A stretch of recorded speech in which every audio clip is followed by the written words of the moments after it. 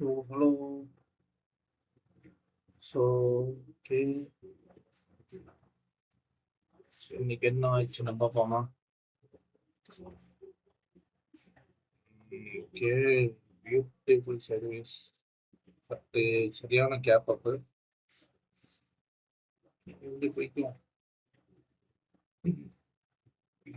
Okay.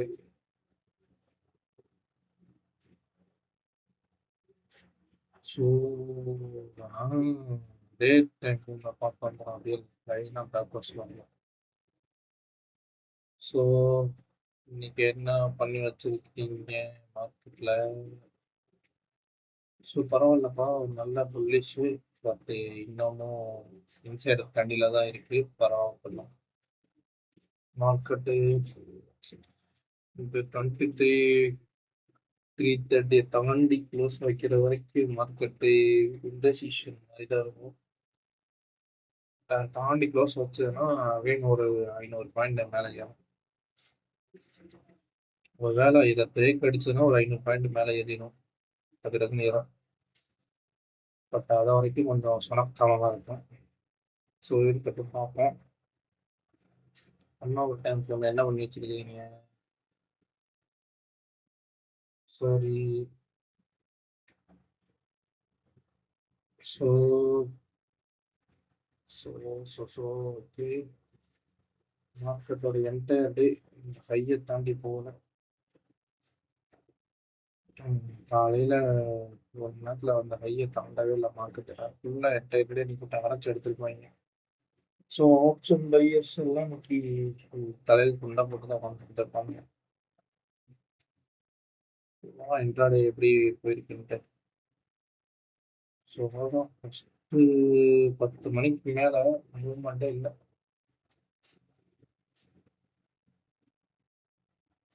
First கேண்டிலே big green candle. So இந்த இடத்துல வந்துட்டு கிடைச்சே ஆகும்.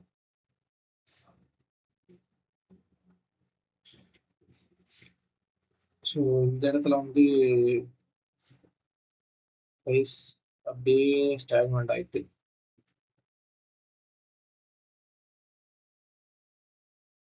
பிரேக் அவுட் ஆகல. இவ்வளோ தூரம் ஆனவன் இந்த இடத்துக்கு சடன் ஃபால் ஆகும். டைம் கரெக்ஷன் பண்ணி மறுபடியும் இங்கேயே அலைமெண்டாக சுற்றிட்டு இருக்கோம். ஸோ இப்போ இதில் ஒரு விஷயம் என்னன்னா 200 இஎம்ஐக்கு மேலே ப்ரைஸ் வந்துருச்சு. இஎம்ஐ எல்லாமே பாசிட்டிவ்ல வந்துருச்சு. இது வந்து நாளைக்கு ட்ரெண்டு கண்டினியூ ஆகுமா அப்படின்ட்டு தான் பார்க்கணும். இப்போ மண்டே எப்படி இருக்கும்? As of now, Nifty எப்படி சொல்றாங்க, 250 பாயிண்ட் பாசிட்டிவா காமிக்குது. இப்போ காமிக்கிற மாதிரி இருக்க மாட்டேங்குது. ஸோ பட் இருந்தாலும் பார்ப்போம். 3:30க்கு தான் மார்க்கெட் முடிஞ்சிச்சா? 4 மணி. ஸோ அதுக்கு மேலே ப்ரைஸ் நல்ல புல்லிஷானதாக இருக்கு. இதுக்கு இவ்வளோ பெரிய பால் எல்லா டைம் வரும். ஸோ அது எதுக்கு வந்துச்சு தெரியல. ஸோ மண்டே ஒரு வேளை ஒரு 100 பாயிண்ட் ஏற்பட்டுன்னு வச்சுக்கலாம்.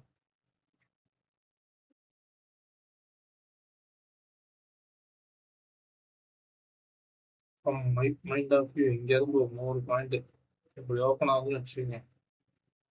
இங்கேருந்து ஸ்ட்ராங்காக செல்லிங் வரும். ஒரு ப்ராஃபிட் புக்கிங்னு வச்சுக்கோங்க. ஏன் சொல்கிறேன், என்னோட தாட்ஸ் படி இப்போ இந்த இடத்துல இருக்கா, இங்கேருந்து ஒரு 100 பாயிண்ட் மேலே இந்த இடத்துல வச்சுக்கோங்க. இப்போயே ஆர்எஸ் எவ்வளோ இருக்குது, 53. ஸோ இங்கே வரும்பொழுது 60 வந்துடும் லிட்டரலி. 60 வரும்போது ஒரு ஸ்ட்ராங்காக செல்லிங். பட் இதை பிரேக் பண்ணோம்னா ஒரு ஸ்ட்ராங் பிரேக் அவுட் வரும். ஏன்னா வந்து ஒரு மைனர் பிரேக் அவுட் வந்துச்சுன்னா குட்டிடும் மணியே.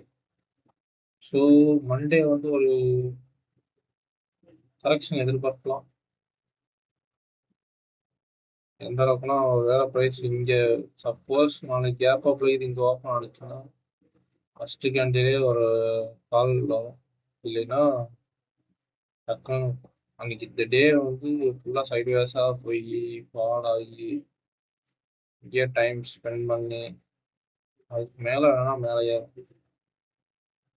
மண்டே வந்து பெரிய அப்பும் இருக்காது. இன்னைக்கு எப்படி இருந்துச்சோ அதே மாதிரி தான் மண்டே இருக்கும். சைட்வேஸாக இருக்கும், இல்லைன்னா ஃபால் எதிர்பார்க்கலாம். அப்படிதான் நான் எக்ஸ்பெக்ட் பண்ணுறேன். ஏன்னா ப்ரைஸ் இங்கேருந்து இவ்வளோ தூரம் ஏறினாங்க, ஒரே நாளில் இறங்குச்சு, ரெண்டாவது 2 3 நாளில் ஏறிட்டு நான் ஏறினதுக்கு ஒரு கரெக்ஷன் வேணும்ல. அதான் அந்த ப்ராஃபிட் இருக்கு ஒரு. இப்போ இங்கே வரேன். இப்போ ஐ திங்க் இப்போ புரிய நினைக்கிறேன். சொலிக்காத.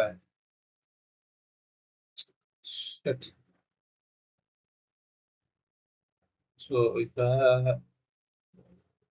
ப்ரைஸு இங்கேருந்து ஒரே நாளில் ஃபால் ஆச்சு, ரைட்டா? இங்கேருந்து ஏறினா இங்கே ஒரு ஹை வச்சோம், அப்புறம் இங்கே ஒரு லோ வச்சோம்னா இங்கே ஒரு ஹையா இங்கே இருக்கு. ஆனால் ஒரு சின்ன கரெக்ஷன் வரும், வரல. ஆனால் வராமையே இங்கே ஓப்பன் ஆனிச்சுன்னா ஸோ அது இன்னொரு ஹை தான். அப்போ அந்த ஹைலேருந்து ஒரு லோ வரணும், ஒரு ஹையர் லோ வரணும். ஸோ அந்த லோ வர வரைக்கும் ஃபால் ஆகும். அது இங்கேயுமே ரிவர்ஸ் ஆகலாம், இல்லை கீழே வந்துட்டு ரிவர்ஸ் ஆகலாம். ஸோ அந்த அந்த ஃபால் தான் மண்டே எக்ஸ்பெக்ட் பண்ணிட்டேன் நான். ஸோ ஆனால் இந்த ஏரியா வந்து மேபி ஸ்ட்ராங் பிரேக் அவுட் வச்சாங்கன்னு வச்சுக்கோங்க. ஒரு ஸ்ட்ராங் பிரேக் அவுட்னா மார்க்கெட் அழகாக ஒரு 500 பாயிண்ட் ஏற்றிடுவாங்க. ஏசிக்கிறதுக்கு ஒன்று ஷார்ட் கவரிங் வரும்னு வச்சுக்கலாம். ஸோ இன்னொரு இதுபடி மண்டே எப்படி இருக்கும்னு பேசணும்னா, இங்கே டேட்டாவை பார்த்தீங்கன்னா இன்னைக்கு வந்து ஃபுல்லாக பேரிஸில் வந்திருக்காங்க ரிட்டெயிலர்ஸ். ஓகே, ஆனால் மார்க்கெட்டை ஃபுல்லாக மேலே தான் இருந்திருக்கு. ஓகே. அப்புறம் இங்கே அதை அப்படியே அதிகப்படியான குவான்டிட்டிக்கு கால்ஸ் இருக்குது. ஸோ ப்ரோஸ் வந்து மறுபடியும் ப்ராஃபிட்டில் தான் இருப்பாங்க. ஸோ கால் பை பண்ணியிருக்காங்க சீப்பாக கால்ஸ். அவங்க ப்ராஃபிட்டை புக் பண்ணுவாங்க, புக் பண்ணும்போது ஃபால் வரும். ப்ராஃபிட் அந்த ஃபால்லாம் வாங்கிக்கிறது நம்ம ரிட்டெயிலர்ஸ் தான். ஸோ தான் நடக்குது. ஸோ நாளைக்கும் கேப் அப் ஆகும், அங்கே போய் யாரும் விற்பாங்க. விற்கும்போது நம்மளால அங்கே தான் மார்க்கெட்டு மேலே போகும்னு சொல்லி வாங்குவாங்க, அங்கேருந்து இறங்கும். நாளைக்கு எதாவது நடக்க போகுது. இன்னைக்கு பார்த்தோம்னா இங்க பாருங்க, சொல்றது 2000 4000 கோடி நெட்டில் இருக்கு பையிங்ல. ஆனால் மார்க்கெட்டில் 4000 கோடிக்கான மூவ்மெண்ட்டே இல்லை, ரைட்? லிட்டரலி டே ரேஞ்சிலே தான் சுற்றி இருந்துச்சு. இந்த ஒரே கேப்புக்குள்ள 4000 கோடி தாங்கிருமா? ஒன்றுமே ஆகல. ஸோ ப்ரைஸ் நிஃப்டியில் இல்லை. ஸோ இப்போ 4000 கோடி வாங்கியிருக்கான்னு வச்சுங்க, ஃபுல்லாக ஸ்மால் கேப் இண்டெக்ஸ் தான் ஏறிட்டு இருக்கு. அப்போ Nifty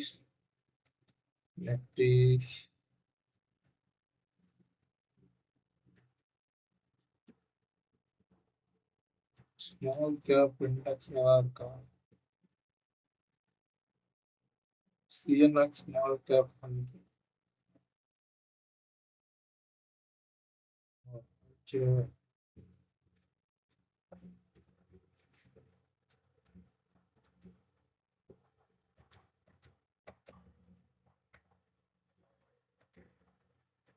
Nifty mid cap Nifty வச்சிருப்பாங்க. சாரி, மிட் கேப் நிஃப்டி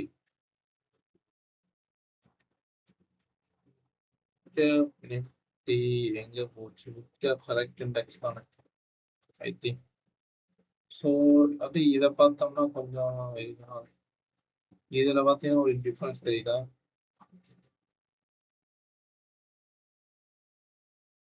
இதில் பார்த்தீங்கன்னா ப்ரைஸ் வந்து ஒரே இடத்துல இல்லாமல் ஒரு ஏறி இருக்குது. அதுக்கு இதோட மூமெண்ட் இப்படி இருக்கு, ஆனால் நிஃப்டியோட மூமெண்ட் இப்படி இருக்கு. இது என்ன தெரியுது? மிட் கேப் இண்டெக்ஸ்லாம் பிரைஸ் வந்து இறங்கும்.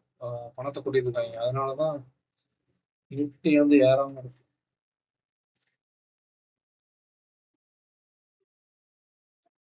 ஸோ செல்லிங் வரும்போது எங்க செல்லிங் பண்ணுவாங்க? அங்க செல்லிங் பண்றத விட இதுல தான் செல்லிங் பண்ணுவாங்க.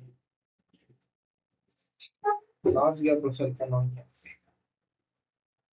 லார்ஜ் கேப் ஏறினா நிஃப்டி வரும். அது வரைக்கும் நிஃப்டி தூங்கிட்டே தான் இருக்கும்.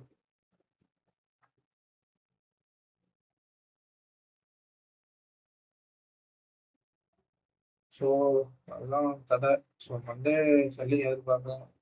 ப்ராஃபிட் ஆகணும்னா ஸ்ட்ராங் புல்லிஷ் இருந்தால் தான் புல்லிஷில் மூவ் ஆகும். ஸோ அதான் மண்டே எக்ஸ்பெக்ட் பண்ணுறேன். லெவல்ஸ் லெவல்ஸ் அதே தான். பெருசாக ஒன்றும் இல்லை. இந்த லெவல் தான் இப்படி இருந்துச்சு. எனக்கு சப்போர்ட் இதுதான். இது ரெண்டை தாண்டி வரும். எதுவுமே தேவையில்லை. இதை விட இப்போதைக்கு நமக்கு ரெண்டு தான். இந்த ஏரியா தாண்டி க்ளோஸ் வச்சு மேலே ஏறணும்னா தான் போய், இல்லைன்னா தான் செல்லிங் தான். ஸோ ஒரு 10 AM ஸ்ட்ராட்டஜி எப்படி இருக்காதுன்னு பார்ப்போம். ஏஞ்சல் வந்த உள்ள போயிட்டு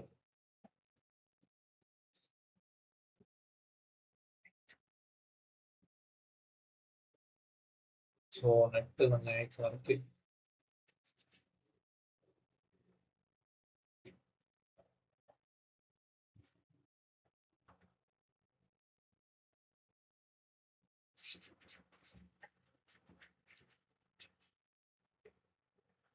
ஒரு 10 மணிக்கு என்ன ஆயிருக்கு? 10 மணிக்கு மார்க்கெட் எந்த இடத்துல இருந்துச்சு பார்ப்போம்.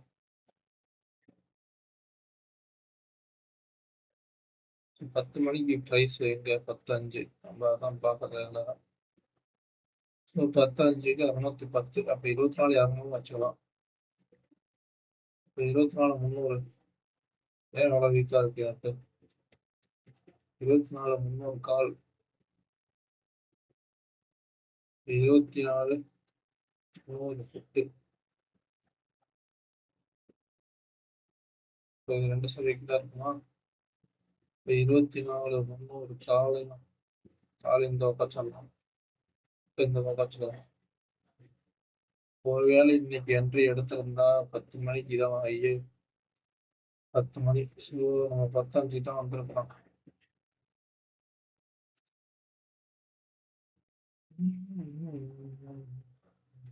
அப்புறம் வந்து இங்கே வந்து பார்த்தோம்னா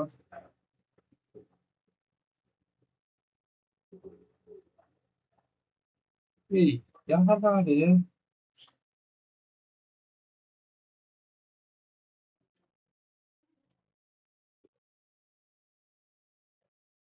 லிட்டரலி புட் ஆப்ஷன் எவ்வளோ சீப் ஆயிடுச்சு பார்த்தீங்களா? 134 ஹை. ஸோ இன்னைக்கு என்ட்ரி ட்ரிகர் ஆகல. ஆனால் பஸ் ஸ்டாண்டில் மார்க்கெட் ஏறினது பார்த்தீங்கன்னா எவ்வளோ பாயிண்ட் இருக்குது? 30லேருந்து 78. 50 பாயிண்ட் தான் நகர்ந்துருக்கு. நான் ப்ரீமியம் டிகே ஆனது பார்த்தேனா?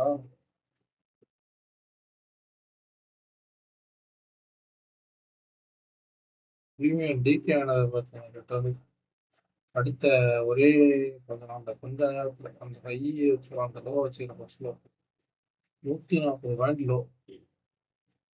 இதுக்கு தான் ஓவர் நைட் ஹோல்ட் பண்ணக்கூடாதுன்றது.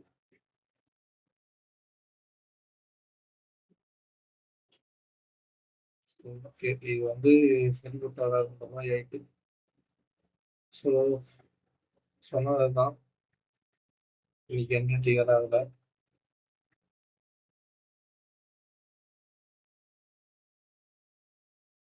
பரவாயில்ல. நெக்ஸ்ட் சம் கேள்வி வச்சுக்கலாம்.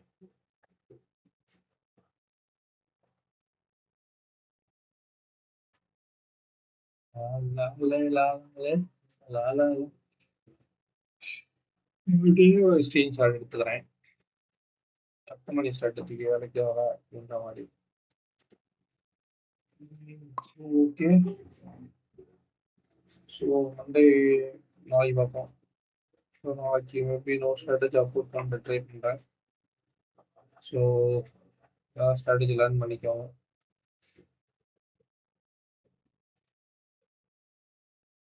ஓ! சரி. சரி, ஓகே. நாளைக்கு பார்ப்போம்.